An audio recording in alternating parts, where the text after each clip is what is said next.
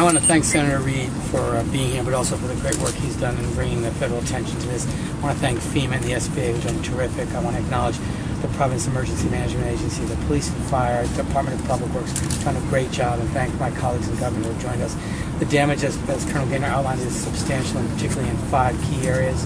The response has been terrific, and now we're going about completing the assessments, but also being sure that people have access to the resources at the federal, state, and local level that are available to get people back into their homes, to make the infrastructure repairs that are necessary to return back to the pre-flood conditions. But everyone's working together in a really coordinated way. And I thank all of our federal partners who have been terrific during this work. You know, in this economy, for a lot of small businesses who lost inventory, who had real damage to their property, this idea of just a small amount of money that will get them open will allow them to buy their inventory, have some working capital, but they don't necessarily have the capacity to borrow money. And so I think that's one of the issues we raised with the Secretary, and I'm glad to hear about the grant process, because I think there are many small businesses who are going to need direct financial assistance, not in the form of a loan, but a grant. I think that's what the thing you have to recognize, however, is that you have to make the loan application get declined first. Which is why, to Senator Reed's point, everyone is really encouraged to register as an individual or as a business. Everyone needs to go to that FEMA website and do it, because you have to start the process. The other point that's critical is that, as Colonel said,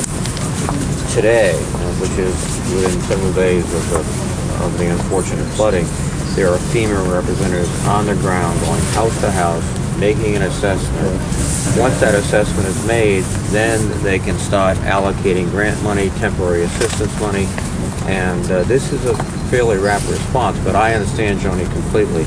If you're out of your house, if you have water in the basement, if you're having trouble paying a mortgage, then every minute is too long. And I'd just like to clarify, the grants are only for homeowners, not for small businesses. Yeah, we have homeowners here, but I would also like to ask the mayor to see if we can forfeit the fees for getting permits, you know, and boarding up houses right now, because that's secondary as far as I'm concerned in tragedies such as this, because we've actually already done that. We're actually waiving fees for folks who are coming in to do repairs as well. What else can the city offer, man? Well, you know, the Office of Neighborhood Services has been here reaching out to individual homeowners to connect them with the whole range of services that are available to the city, both from our, you know, from agencies within city government, from economic development, Province Economic Development Partnership.